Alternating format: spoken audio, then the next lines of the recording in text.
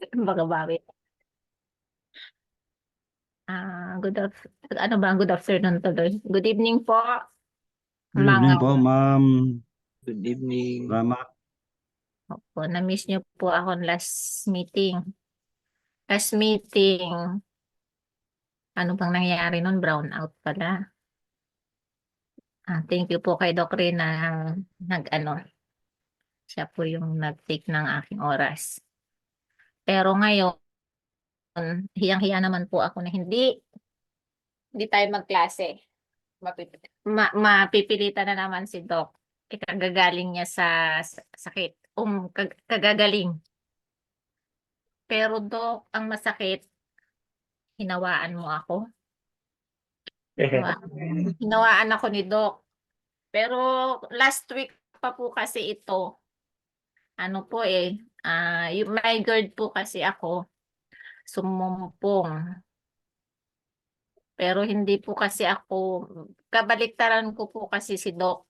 Si Doc po, sa kanya, yung mga, Doc, tama po ba yung synthetic okay sa iyo?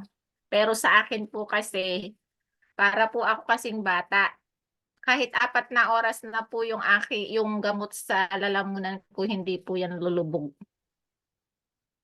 So, Yun lang. mas ano po ako sa herbal, tapos, ano, yung sarili ko ang gumagamot sa akin. Yung lifestyle ko ang gumagamot sa akin. So, kaya matagal ang gamutan, hindi ako kaagad nakaka-recover. Pero thank you po. Masaya po ako ngayong gabi habang nag-a-assign po si Doc. Yung pina-pray ko po kahapon. Kakalabas lang po nila. May nanganak po akong pamangkin. May apo na po ako ngayon. Tud po siya. Lalaki, Amen. gwapo, syempre. Na-stress po ako na naman. Ito nga po tamang-tama tong resilience. Na-stress ako kasi nag-flashback yung nangyari sa akin. Ilan na? 17 years ago. Nung sa panganganak ko. So, hindi ko alam. Hindi ko alam. Lalo humina yung katawan ko eh. Hamakin mo po kasi ang hirap ng maging mahirap. Yun lang po. Kaya anuhin natin na maging mayaman tayo, pero hindi mayaman sa salapi, pero sa marangal na paraan. Then, mayaman sa langit. Kahapon ang prayer warriors po naging mayaman lang po sa panalangin. Mayaman, dun po pati yung pamangkin ko sinasabi ko, humingi ka ng himala. Then, naku, parang pang Wednesday na to.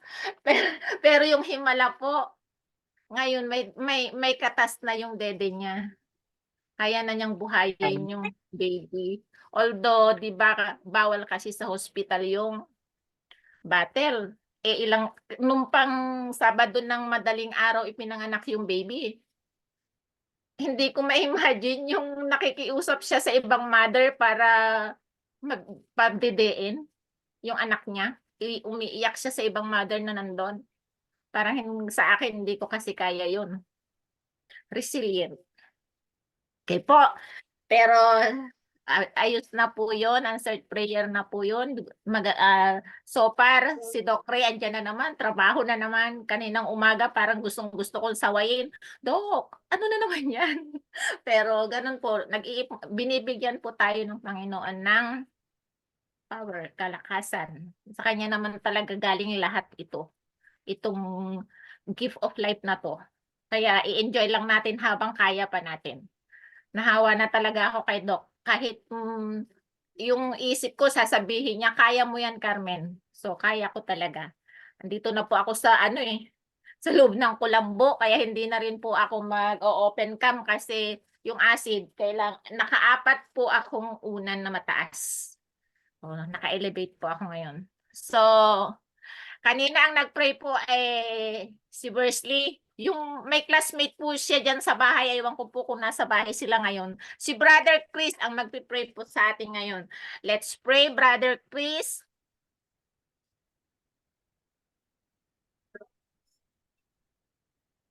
Brother Chris. Kung ayaw mo ako. Sige. Uminom lang. Ay, uminom lang. Talagang Kinakabahan. mag-last po sila. O, naano nyo na. Pag nandyan si Bursley, Yan, andyan sige. si Brother Chris. Okay, let's pray. Pray po tayo. Dakila at makapangyarihan po naming Diyos sa gabing ito. Tataguli po namin sa inyo ang aming pong pag-aaral, ang aming pong pinag-ipray po namin sa inyo ang aming mga profesor, mga kaklase, at ang aming pong bawat pamilya. Na po kami lubos na matuto at pagpalain po ang bawat isa. Sa pangalan po ni Jesus. Amen. Thank you.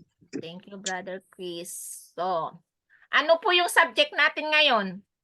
Naku, nalilito po tayo sa subject natin eh. For 10 points. Ano po yung subject natin ngayon? Nahihilo Interfaith tayo. Anong ethics. subject? Ethics and chaplaincy po. Anong subject na Interfaith po? ethics. Ano po? Interfaith Interfaith ethics. ethics and chaplaincy. Interfaith po, ma'am. Ethics and Interfaith chaplaincy. ethics Ethics tapos and chaplaincy po. Chaplaincy. and chaplaincy. Naku, sino kaya ang magkakapoint sa parang si Sister Susette naman yun, si Ma'am Susette. Sino po ba yun? Celeste po. Pakilan Ay, na po. Eh. Naku, Suset po, miss. sige po, lahat na lang. Yung mga nakita ko. Magaling po ako magsulat eh. Opo. Interfaith ethics and chaplaincy. So, mag-share po tayo ng screen. Parang hindi pa po ako pwedeng mag-share. Nakashare pa po ba si Doc? Ay, pwede na. Iyon. Nakikita nyo na po? Yes, ma'am. Yes po. Okay, may screen na ako. Pwede yung presentation po na PowerPoint para mas malaki. Naku. Paano yan? Hindi ko na alam yun. Hindi ko na alam yun kung paano yun. Yes, yun. Okay lang ma'am. Sa slideshow po, ma'am. Oo po, punta na po ako dun.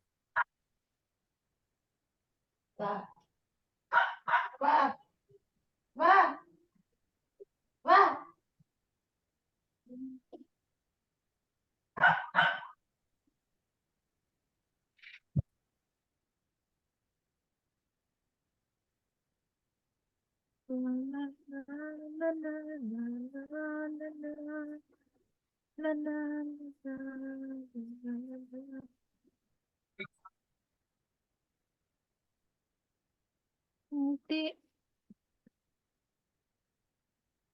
Hirap naman.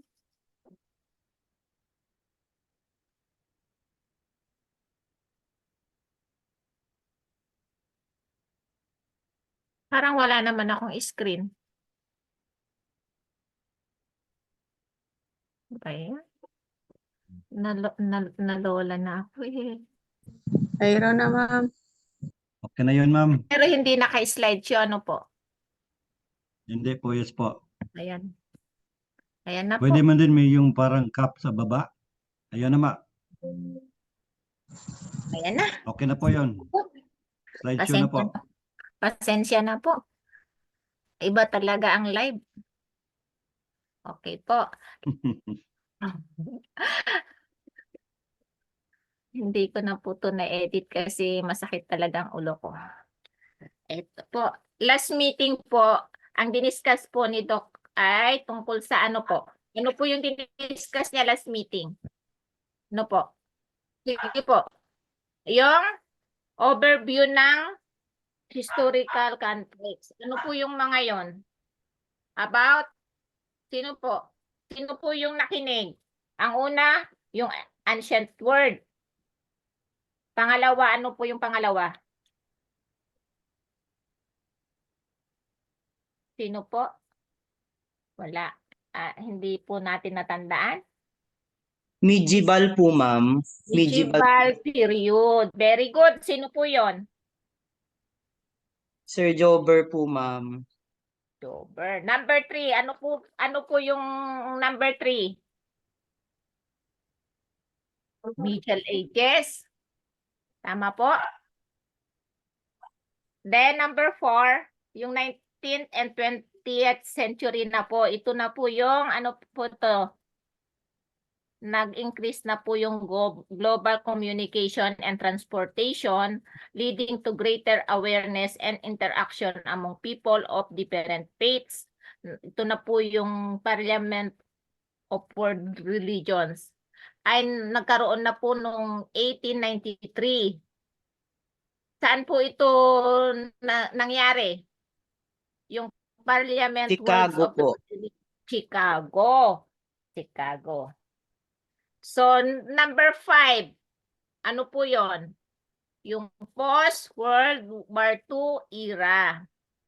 And number 6, hanggang ngayon, ay ano na po, ang nangyari dito, ngayong 21st century, na-witness po natin ang growing emphasis on interfaith dialogue as a response to increase religious pluralism and globalization.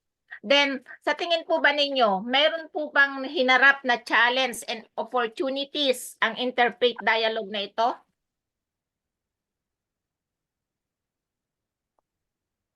May mga challenge po ba? Yes po, ma'am.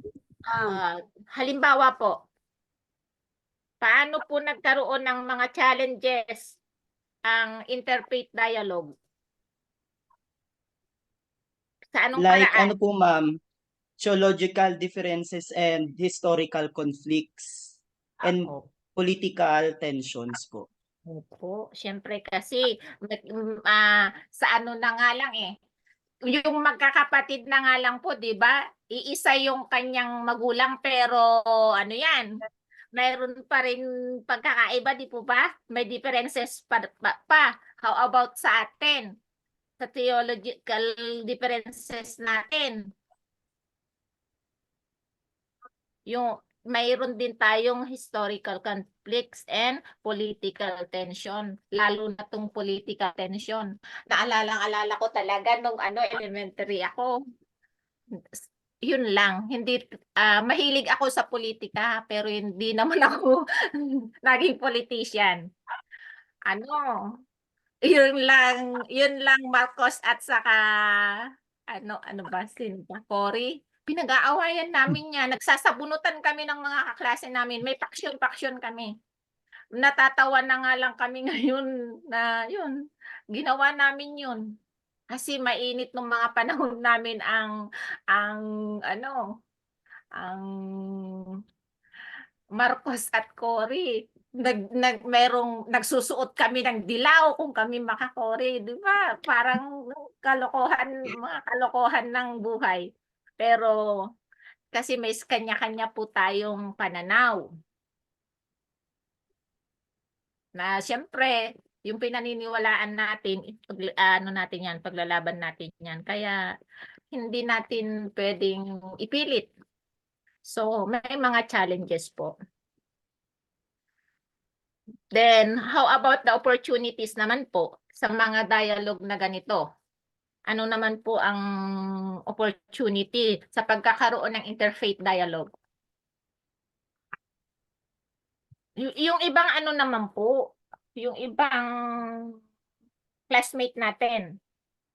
Kasi marami nang naka-stack. Kami pag namin yan, sasabihin namin buffer stock.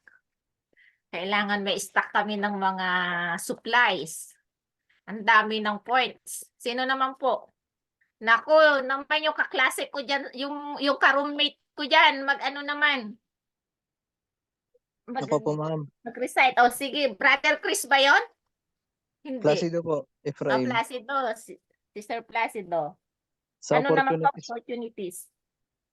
sabi dito, ma'am, it presents for fostering cooperation on shared ethical values, promoting social justice, and addressing global issues such as poverty, environmental sustainability, and human rights. Binasa niyo po sino naman po yung mag-i-explain further? Wag na po kayo. Sino naman? Sinabi niya opportunities daw yun na fostering cooperation. How? Bakit nyo nasabing opportunity yon? On shared ethical values and promoting social justice. Anyone? Naku, bibigyan ko to ng 20 points.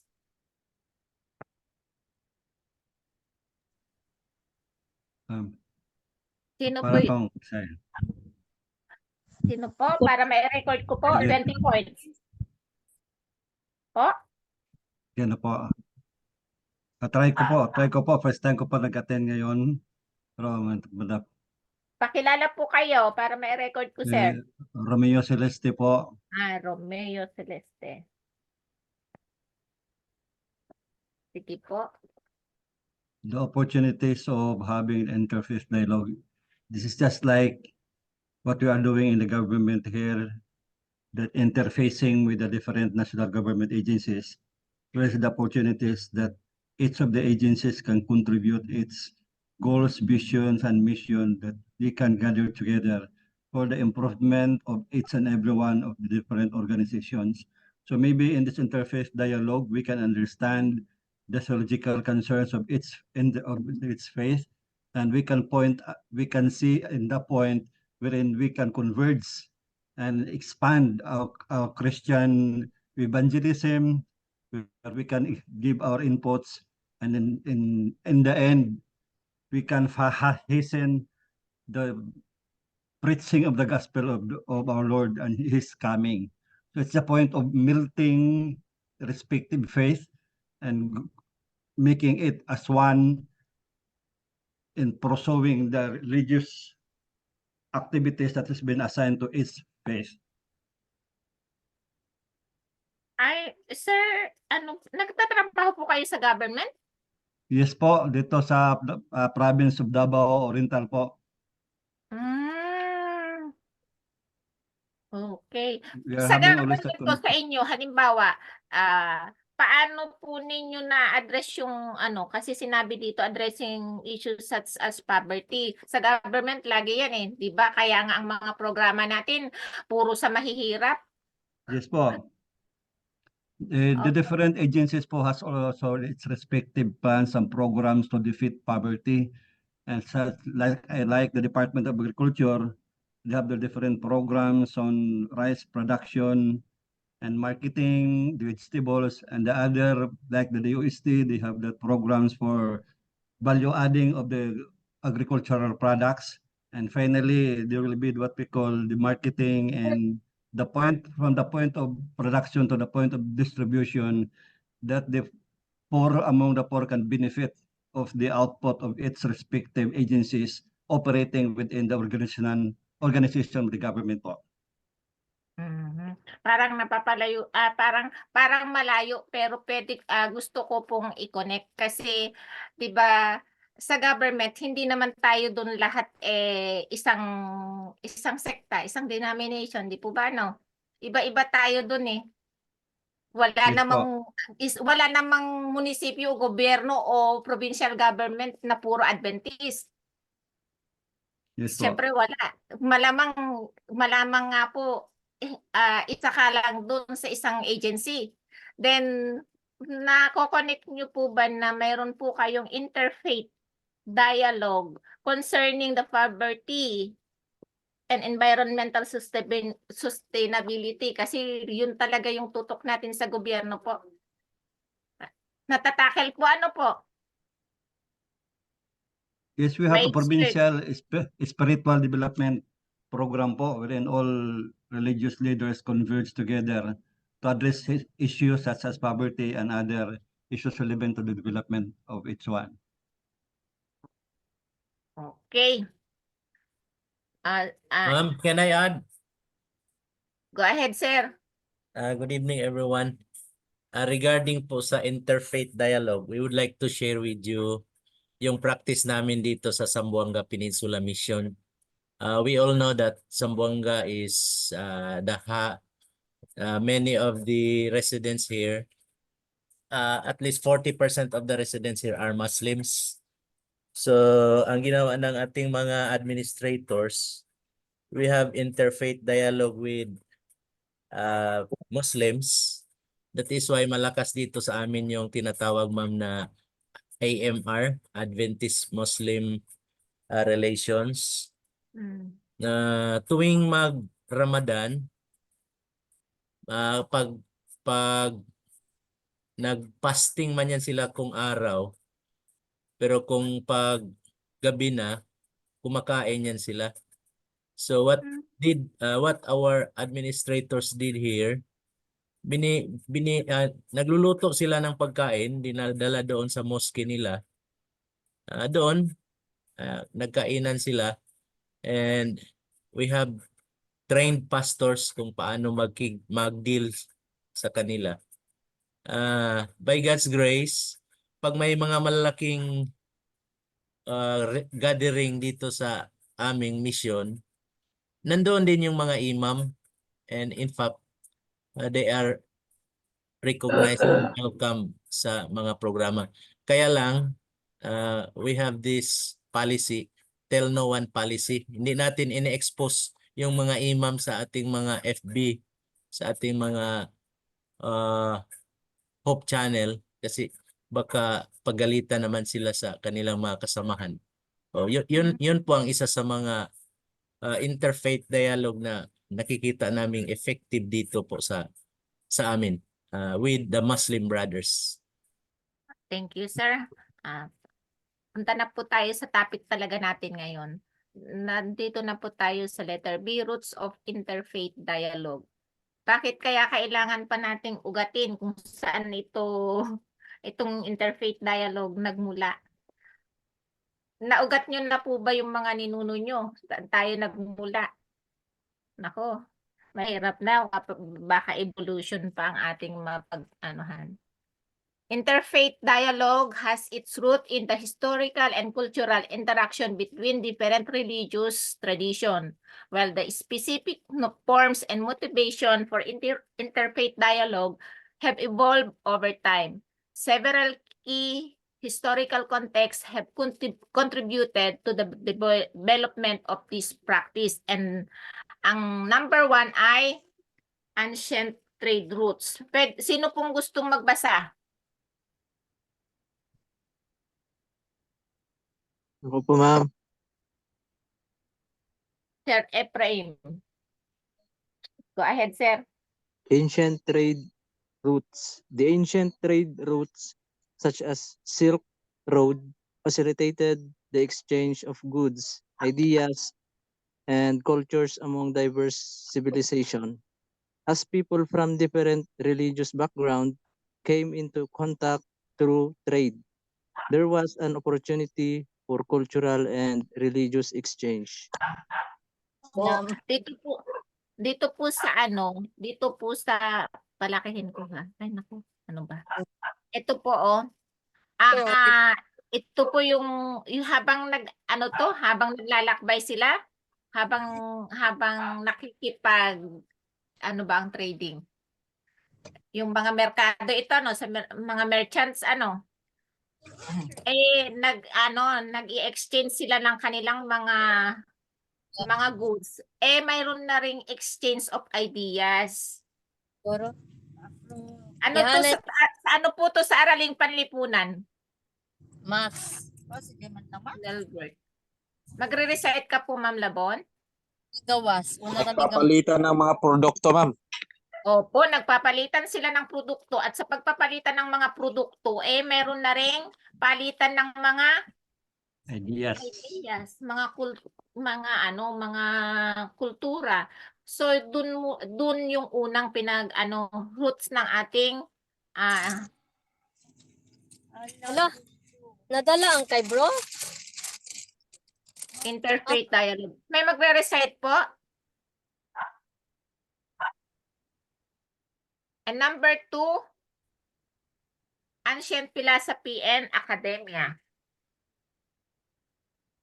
Sino pong gustong magbasa? Babasa na lang po kasi nahihirapan po talaga akong magbasa. Ako po. Mataas ang acid ko.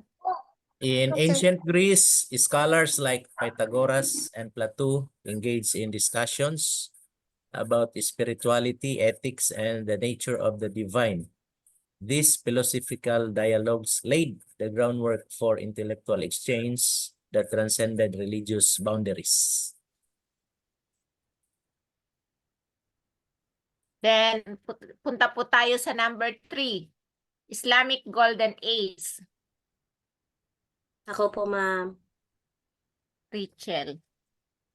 Right, ma'am. Islamic, okay, Islamic Golden Age. During the Islamic Golden Age, from 18th to 14th centuries, Islamic scholars played a crucial role in preserving and transmitting ancient Greek, Roman, and Persian knowledge. This era saw significant interactions between Islamic, Christian, and Jewish scholars, fostering a spirit of intellectual curiosity and cooperation. And number 4,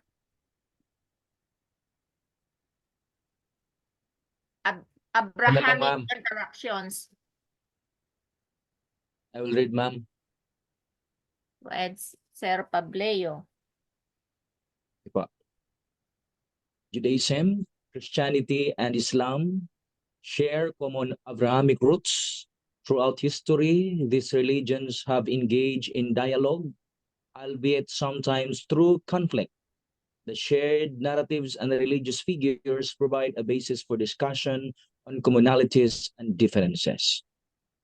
Okay. Although meron po silang mga conflict, siyempre sa kanilang mga dialogue, hindi naman lagi talagang nagkakasundo.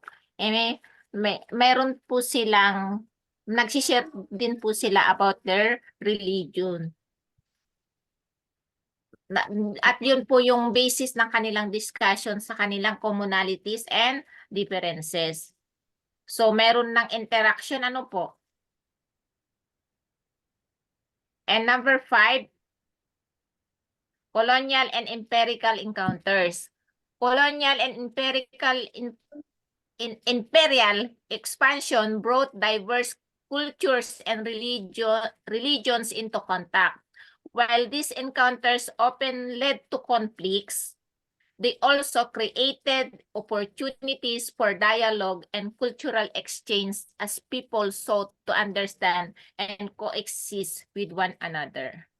So, ang tanong, bakit kaya laging hindi niyo po ba naisip na laging sa mga dialogue, sa mga interaction, laging may kaakibat na conflict and opportunities? Bakit po kaya?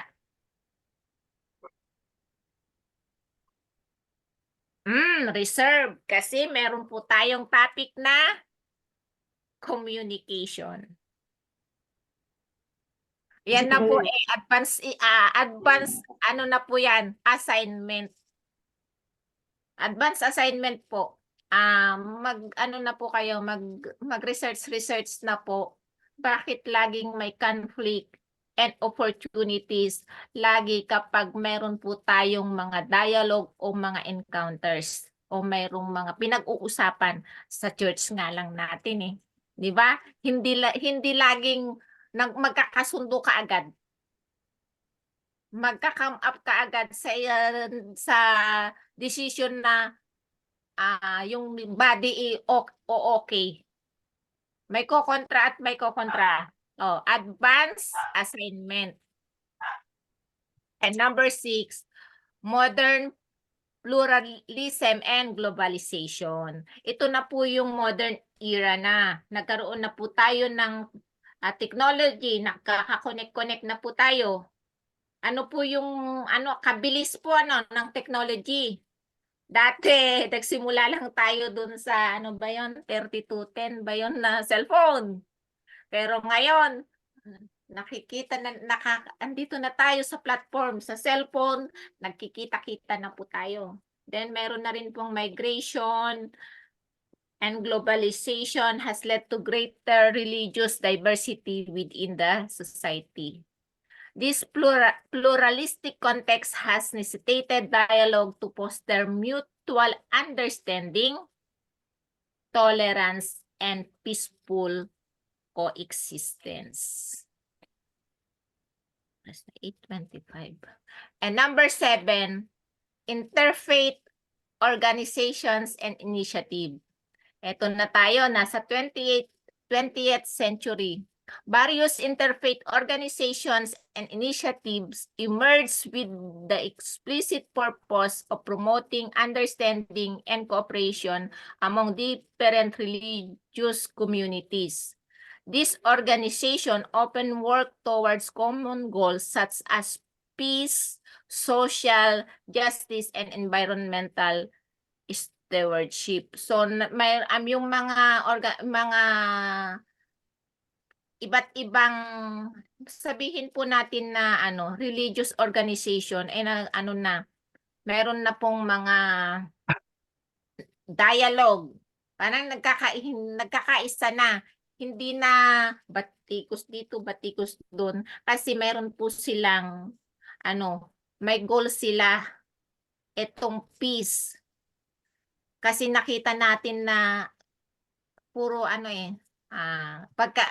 pagkakaisa, kailangan natin ng katahimikan, mapayapang pamayanan, social justice, at bakit po kaya pinag-uusapan ang environmental stewardship? Bakit po?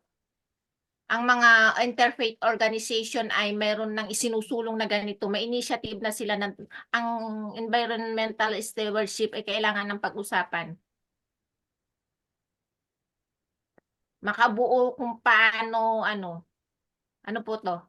Pangalagaan yung ating mga kalikasan, yung ating environment. Kasi ang environment natin ay na po, kung gaano ka-pollute yung ating utak, ganun na rin ka-pollute yung ating environment, Kapaligiran. kapaligiran. Yung Dati, global warming ng ma'am. opo, global warming. Dati, ang tungkol sa environment ay nasa national agency lang. Pero ngayon pati local agency ay mayroon ng MENRO. Tama po ba? At iyon dati yung local Yes code po. natin hindi pa hindi mandated sa local code natin. Pero ngayon, minamandate na dapat lahat ng mga munisipyo ay magkaroon ng local government unit ay magkaroon na po ng head of office na to.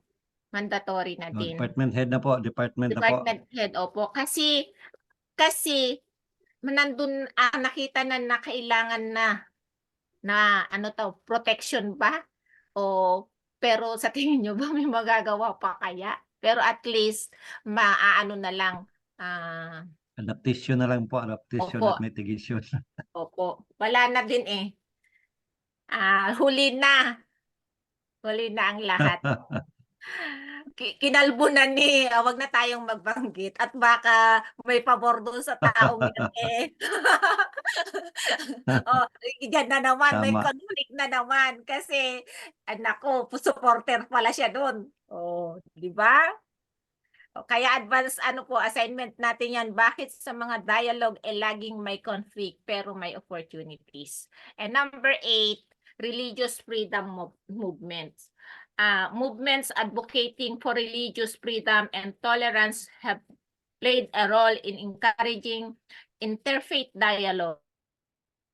As a societies recognize the importance of respecting diverse religious belief, dialogue becomes a means of addressing differences constructively. Minadali ko lang po pero ganito po. For 50 points, yung po bang ating denomination Adventist, meron po bang movement for religious freedom? At bigyan ko po ng 50 points. Ano po yun? Kung meron. Sa gabing ito. Ano po? Sige po, You 50 have points yung talaga, PAR promise. po. Po? Yung PAL po. Yung PAL. PAR natin po. Yung Public Affairs Religious Liberty Association. Sino po yung nauna? Opo. O sige, parehas na lang kayong may 50 points. Sino po yun? Si Yes, Opo, Jaime. Si Listy po. Saka si Richie. Yes, ma'am. Opo. May Felicity po. kasunod may kasunod po pa po yan tanong. Bakit po nasabi ninyo kaagad yung PAR? Nahulaan lang ba yon? Ano po? O active po ba yung Hindi PAR po sa kasi yung active po kami dito Meron po. pong file sa amin Hindi po, po ma'am. walang part sa Davao Mission po. Ay, Active sa amin saludo po. naman po ako sa inyo. Dito din. Then ano po yung ano po ano pa ang susunod na tanong? Yung ano po ba ang mga activities ng PAR? Bakit po siya religious kabilang siya sa religious freedom? Ano po ba yung ina-advocate po nito Sige po. ng PAR na ito? Unity. Po? Relation. Unity. Unity. Ano pa po?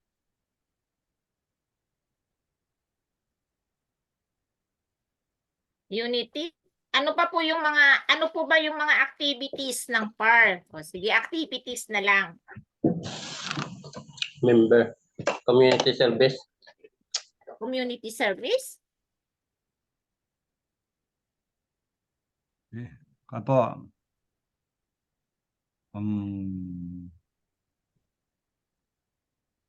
Ako, parang hindi po natin kabisado yung PAR natin Marami pong activities ng PAR po. Una po, we have acknowledgement of the political leaders. In our part po, we conducted visitation with our political leaders, we conference with them, and presenting to them our programs in partnership, the private and the government organizations. We come to the point of presenting our programs wherein we can come in the government and can also provide services in the government. And we recognize the accomplishments of the government or the political leaders in our mission. It's one part of the program.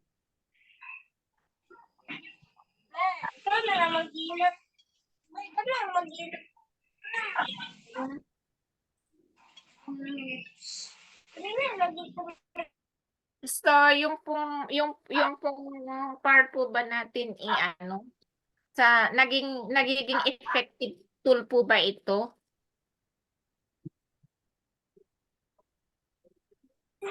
Yes po, so far sa aming experience po, effective po. Naging malapit yung relasyon ng political leaders sa ating mission, yung mga directors natin sa mission. Kasali nga kami sa Provincial Spiritual Development Council o Committee sa province. May representation na po yung PAR doon sa committee ng religion, political, spiritual development. Religious liberty Political, and human dignity. Opo. O sino pa pong gustong magsalita about dun sa ninyo? Karanasan ninyo o ano ba? Human rights. Tungkol sa PAR. So ano po ito sa Human Seventh-day rights Adventist and po? dignity po. Parang hindi po tayo masyadong aware. Human rights and dignity. Just Ano bang pinaglalaban nitong PAR na to? Ma'am, Po. ma'am, yung yung PARL po natin, advocacy po natin is to promote yung good reputation po natin as a Seventh-day Adventist, yung identity natin, yung mission natin, at saka yung mga activities natin for international organization. So bilang isang Seventh-day Adventist po, kailangan ay maging matatag, at patuloy na maging maayos ang reputation natin para sa bawat isa. Yun na po, ma'am. Sino pa po? Dapat marami po tayong masabi dito sa sarili po nating Diba? Seventh-day Adventist lang po ba ang may PAR? Movement, ito po ba original na movement po talaga ng natin? ng general conference natin? Opo. Yes. Yung mga pastor natin dyan, kasi ako po Yes po. hindi ako pastor. Yes po. Paano niyo po nasabi?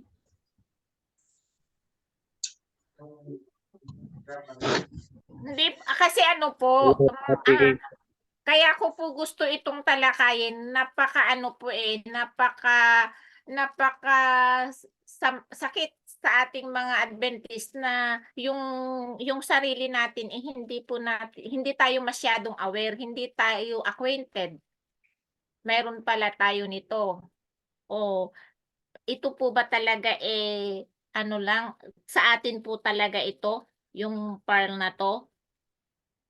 Yun po ito po actually ito po katanungan ko po. Kasi hindi rin pa ako masyadong aware. Dito sa platform natin, alam ko po na may mga dito, may mga pastor. Ma'am, Alam Rama, nila yon. Opo, Ma'am. Doc. Opo, Doc. when nang una kong sabak sa party list, Opo, Doc. ako po yung campaign manager ng Anwaray sa Adventist Wing. Ako din po yung nag-create ng counterpart ng aming programa sa Anwaray para sa Seventh Adventist. Ayun po ang PARL din. Program Advocacy for Human Rights and Religious Liberty.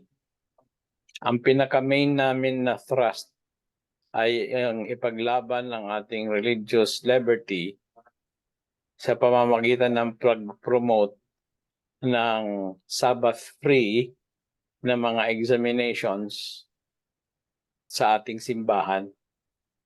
Kaya naging popular po ang later, Aangat Tayo party list.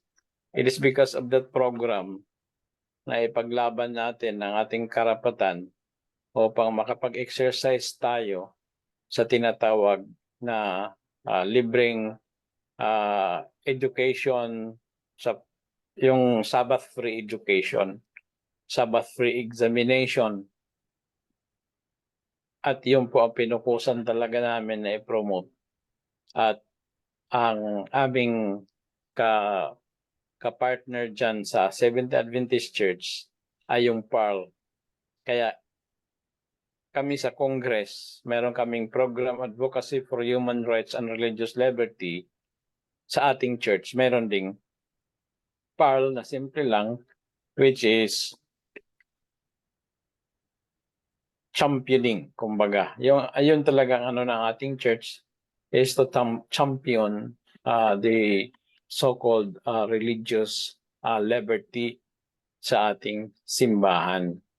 So, yun po ang aming programa sa Congress when I was still in Congress.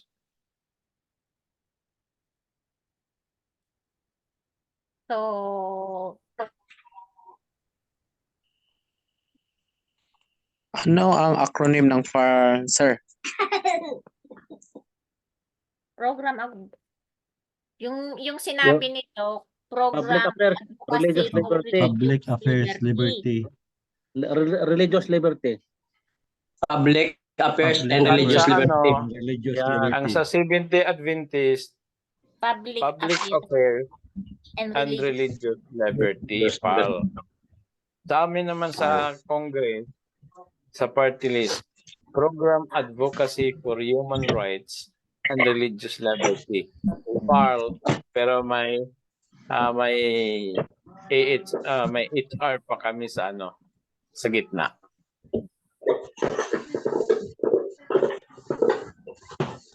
Human Rights.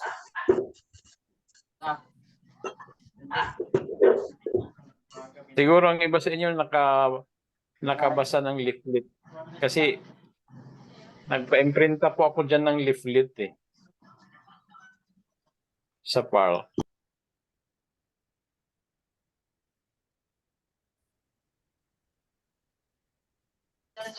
Ang history kasi ng PARL po,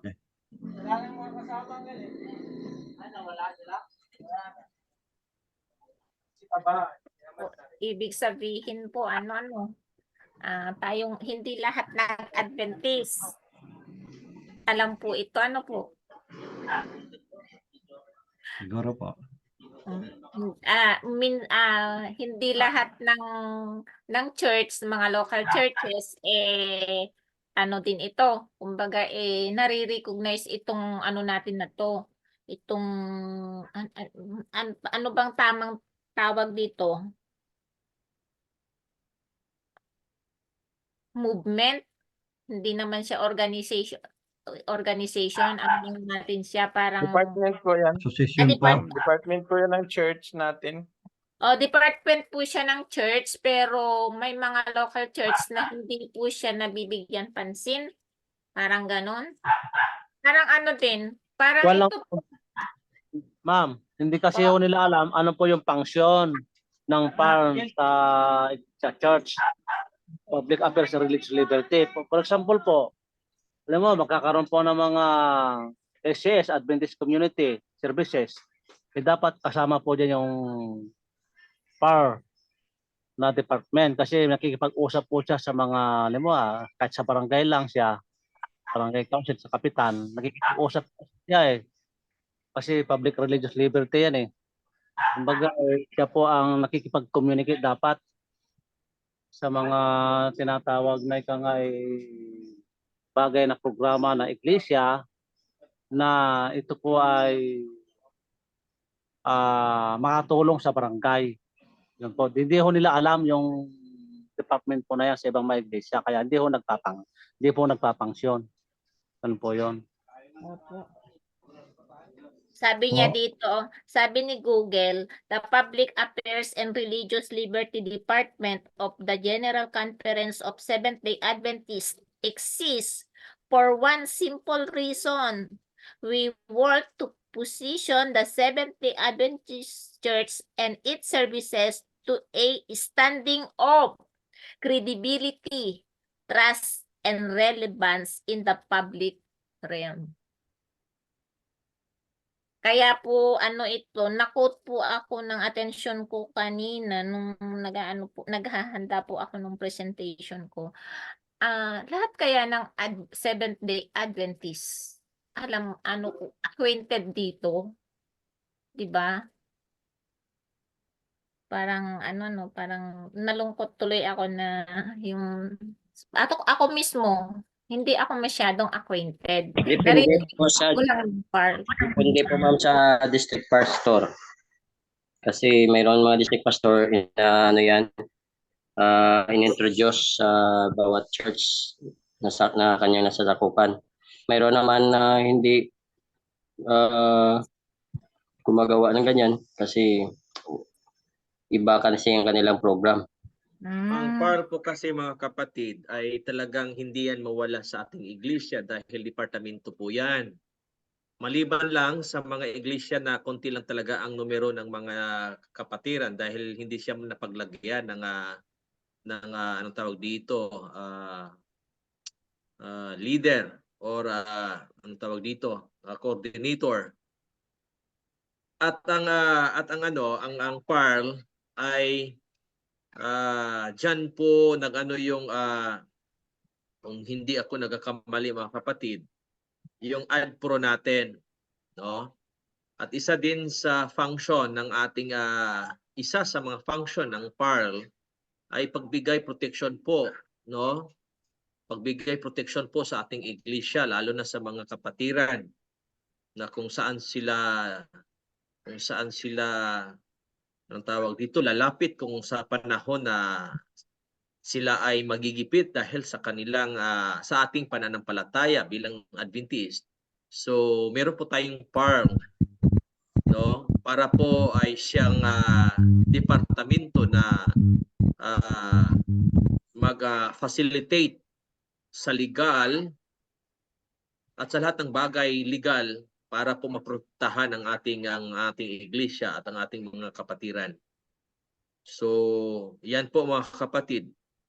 So minsan hindi talaga siya hindi appointed ang mga maliliit na iglesia, lalo na ang iglesia ay nasa ano lang.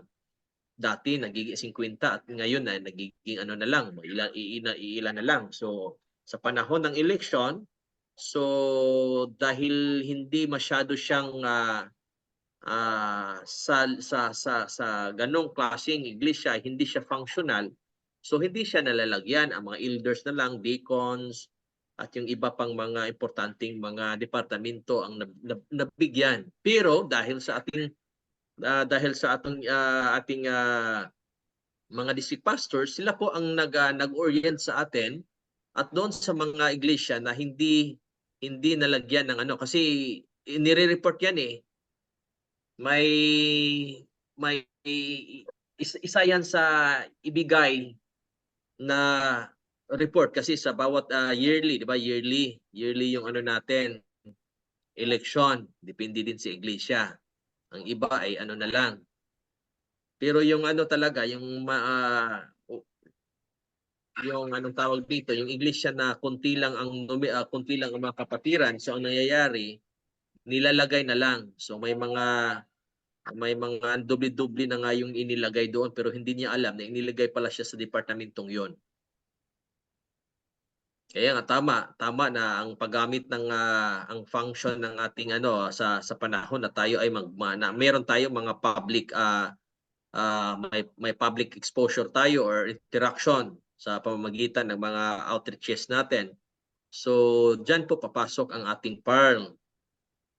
No, sila po ang sasama na departamento at ano pa man yung departamento na siya ang nag-execute ng plano sa program. So yun po mga kapatid. Nagagamit po talaga ang PARL. Okay po, thank you po, Doc Aris. Actually, last slide ko na to.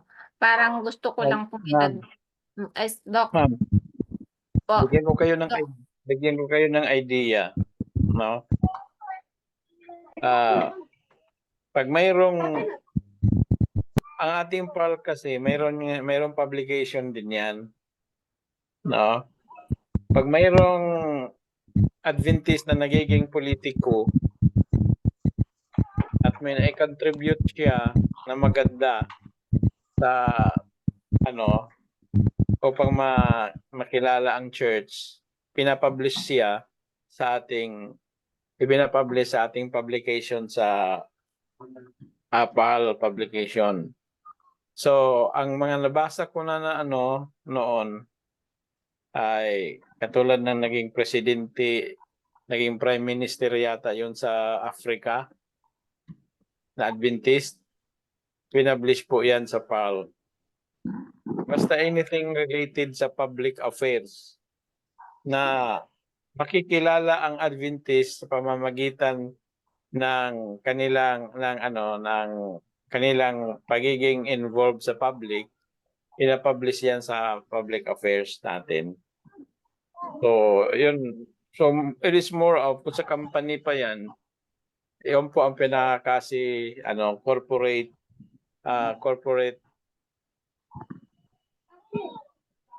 relations department, corporate relations department. Yun po ang kung sa old pa, public relations department. Kaya lang dinugtong yung religious liberty para maisulong din yung religious liberty program natin. Ang number one kasi sa religious liberty na emphasis ay kalayaan upang tayo ay maka-exercise sa ating religious belief sa community, particularly sa Sabado o sa Sabbath freedom natin.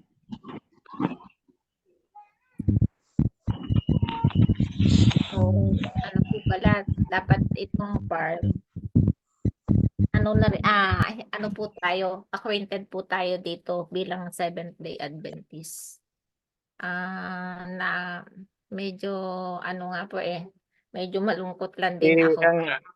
Ang nga niyan ang purpose nga niyan ng PAL ay makisawsaw din tayo sa sa government policy making eh.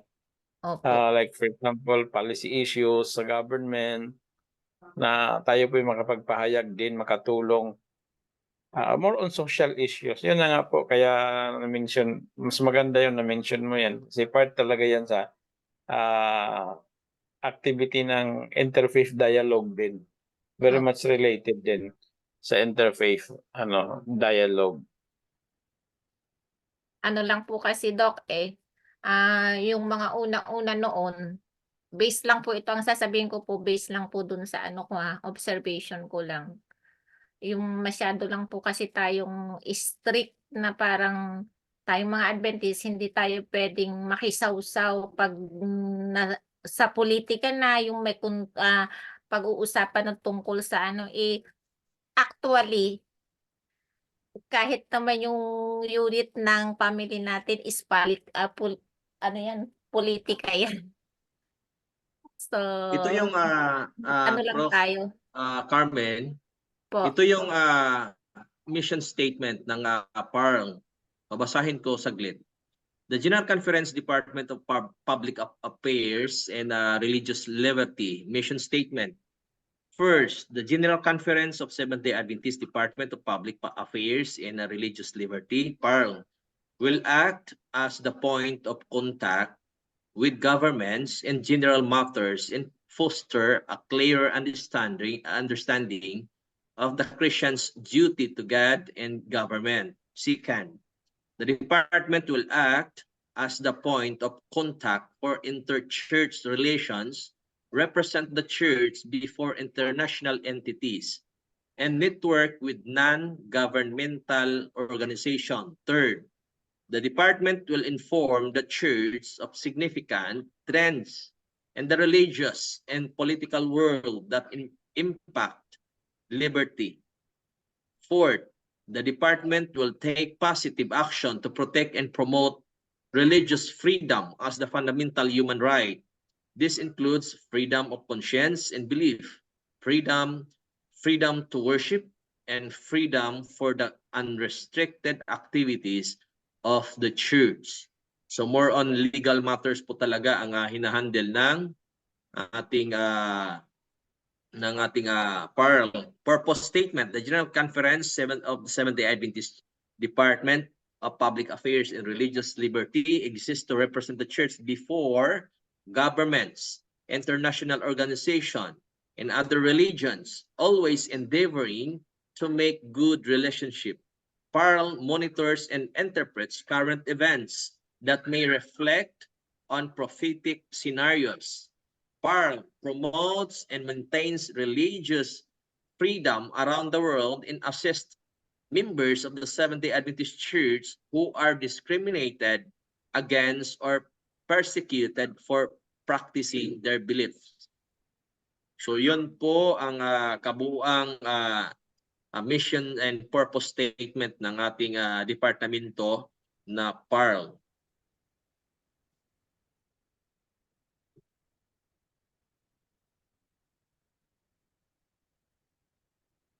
No, may na-search pa ako dito, PARL activities. Naku, mayroon pang number 7, Congress daw. Sige, lang po natin sa yan.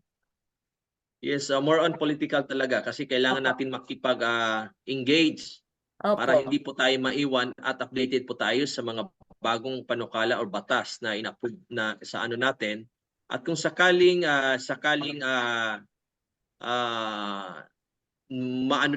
magiging biktima ang Adventist or ang ating pananampalataya, ay sila pong departamento ang mismo mag-facilitate sa pagbigay proteksyon para po tayo magiging malaya sa ating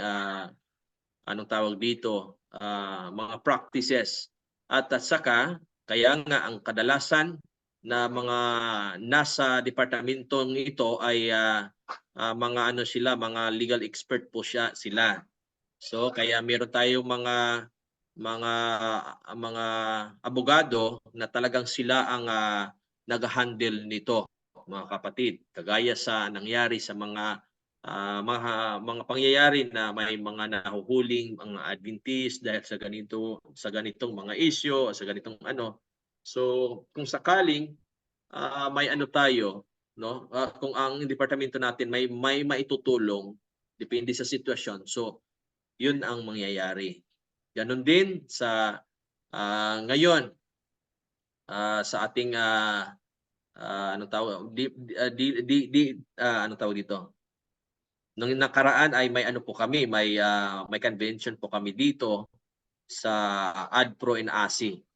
So isa sa ano dito na ipaano sa atin na functional talaga ang ano natin, departamento natin sa PARL dahil sila po ay tutulong sa panahon na kung tayo'y nangangailangan sa kanilang mga serbisyo, mga kapatid. Okay po. Thank you po. 4 minutes na lang. Interfaith dialogue continues to be relevant today, addressing contemporary challenges and opportunities for collaboration in an increasingly interconnected and diverse world. It serves as a platform for discussing religious pluralism, promoting peace and building bridges between communities with different faith tradition.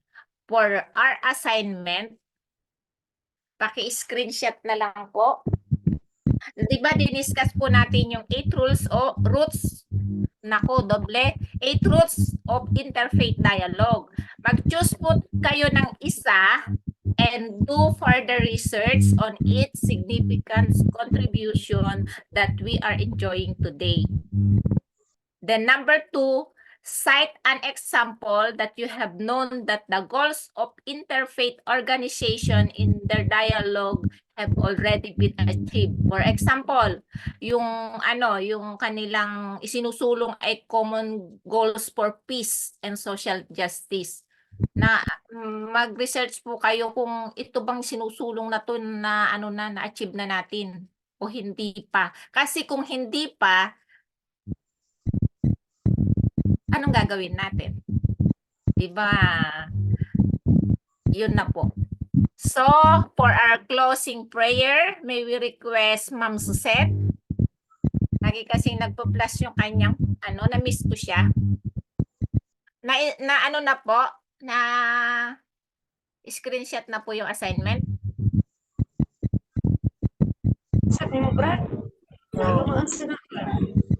Ma'am Suzette, for closing prayer, kasi magna-9 na po. Bawal na pong mangutang.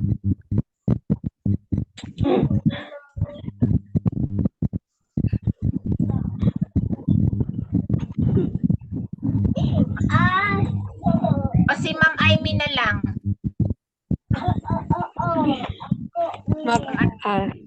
Let us pray. Great God and Heavenly Father, thank you, Lord, for the success of our lesson tonight. I pray, Lord, that you will be with us and you will bless each one of us, each our family. And thank you, Lord, for our professors. You may continually to guide them and give them wisdom from above. Thank you, Lord, for answering my prayer. In Christ's name I pray, amen. Thank you.